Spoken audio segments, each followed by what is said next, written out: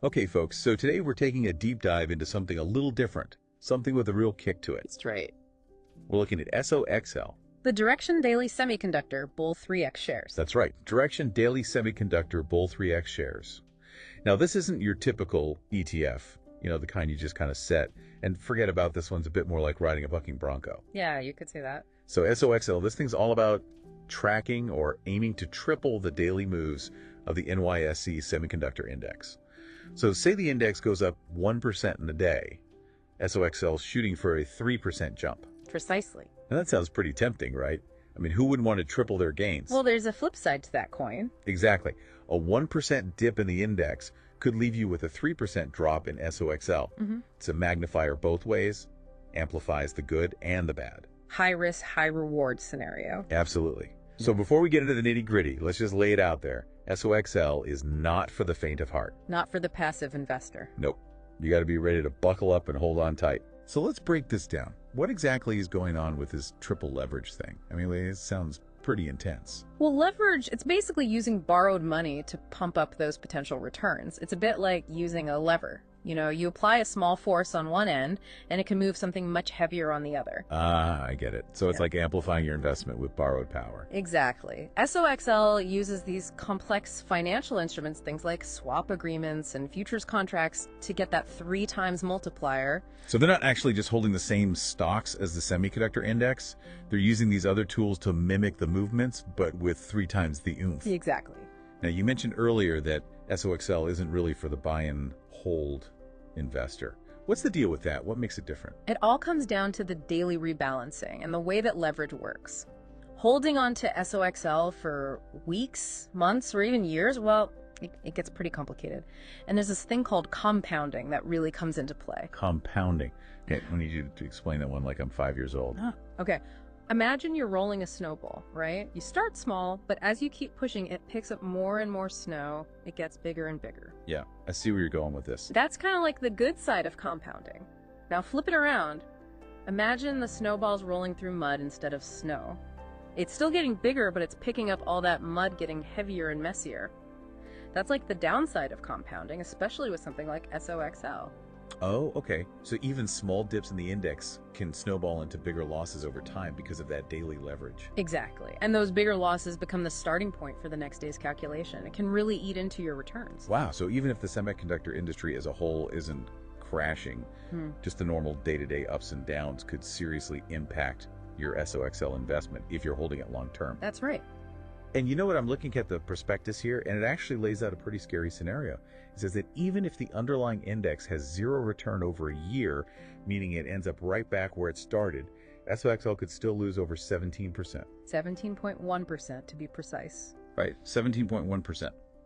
If the index's volatility is 25%, and if that volatility jumps up to 100%, well, you're looking at a potential loss of 95%. Ouch. It's almost your entire investment gone poof. It highlights the importance of understanding what you're getting into with SOXL. This is not a passive investment strategy. This is active management on steroids. You really got to be on top of it and comfortable with some potentially big swings. Absolutely. And that's why it's crucial to understand what SOXL is actually tracking, which is the NYSE Semiconductor Index. Right. So let's talk about the index itself for a minute.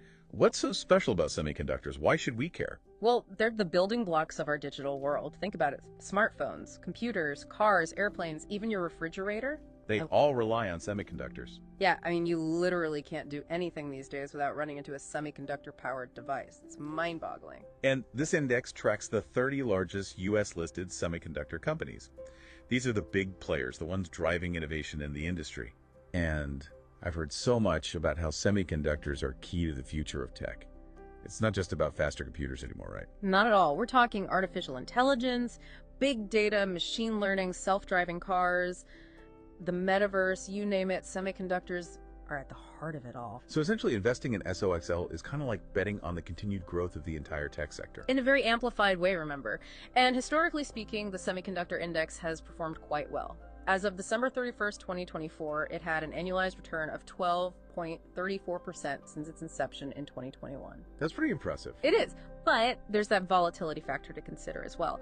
The annualized volatility for the same period was 34.76%. And remember, SOXL triples that. So yeah, definitely not a smooth ride. Not at all. Okay, so we've talked about the risks and the volatility, but let's say someone's convinced that SOXL is the right move for them.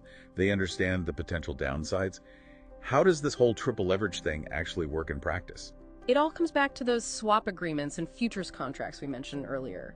They're basically financial tools that allow SOXL to achieve that 3 times leverage without actually having to buy 3 times the amount of underlying securities. So it's like having a smaller down payment on a much bigger house. But if the value of that house tanks, you're still on the hook for the whole mortgage. You got it. And you also mentioned that SOXL rebalances daily. Why is that so important? Daily rebalancing is crucial to maintaining that constant 3 times exposure to the index. It's like fine-tuning a race car, making sure it's always performing at its peak. The fund's advisor, they're constantly buying and selling these agreements and contracts to keep SOXL's portfolio in sync with the daily movements of the semiconductor index. Wow, so it's really hands-on active management. Absolutely. It's not just a set it and forget it type of investment. And what happens if something goes wrong with that rebalancing process? Like, Yeah. what if there's a sudden market crash or something? Well, that's one of the key risks with SOXL. If they can't rebalance effectively for whatever reason, it could lead to losses that go beyond that expected triple leverage. And then there's the risk of counterparty default. Counterparty default. Yeah, remember those agreements we talked about? If one of the parties involved in those agreements fails to meet their obligations, well, SOXL could take a direct hit. So there's a lot of moving parts and a lot that could potentially go wrong. There's definitely inherent risk involved. All right, so let's shift gears a bit and talk about the bigger picture. We've discussed semiconductors and the index, but you also brought up some really exciting growth areas like AI and big data. How does SOXL connect to those megatrends? Think of it this way. Semiconductors are the fuel for the AI and big data engines. As these technologies become more and more advanced, the demand for even more powerful, more efficient chips is only going to skyrocket. And that's where SOXL comes in. It offers a way to potentially capitalize on that growth, but remember, it's amplified exposure, so the risks are amplified as well. Okay, you've made that abundantly clear. But are there any specific risks related to AI and big data that investors should be aware of? Things that might directly impact SOXL? Well, the pace of innovation in these sectors is incredible. What's cutting edge today could be obsolete tomorrow. Companies are constantly battling for market share, intellectual property challenges are common, and there's a growing concern about the ethical implications of AI and the use of personal data. Right. All of these factors can contribute to volatility and uncertainty, which ultimately impacts the companies in the semiconductor index, and in turn, SOXL. So it's not just the risk of SOXL itself, but the inherent risks of the industries it's tracking. Precisely. Okay, so as we wrap up this deep dive into SOXL, what are some key takeaways you'd like to leave our listeners with? I think the most important thing to remember is that SOXL is a leveraged ETF, which means it can magnify gains, but it can also magnify losses. And those losses can occur very quickly. Right, it's not for the casual investor. Yeah, not at all. The semiconductor industry is inherently volatile, and SOXL triples that volatility. This is a tool for sophisticated investors who understand the risks and are actively managing their portfolios. So it's a powerful tool, but one that requires caution, knowledge, and careful monitoring. Exactly. Well said. So for our listeners out there, a final thought to ponder. Given the breakneck speed of technological advancements, the constant potential for disruption, and the ethical questions surrounding these emerging technologies, what are the long-term implications of investing in something like SOXL? It's something to consider as you do your research and figure out if SOXL aligns with your investment goals and your risk tolerance. Couldn't agree more. And with that, we'll wrap up our deep dive into SOXL. Thanks for tuning in. Always a pleasure. Until next time, folks. Happy investing. Take care.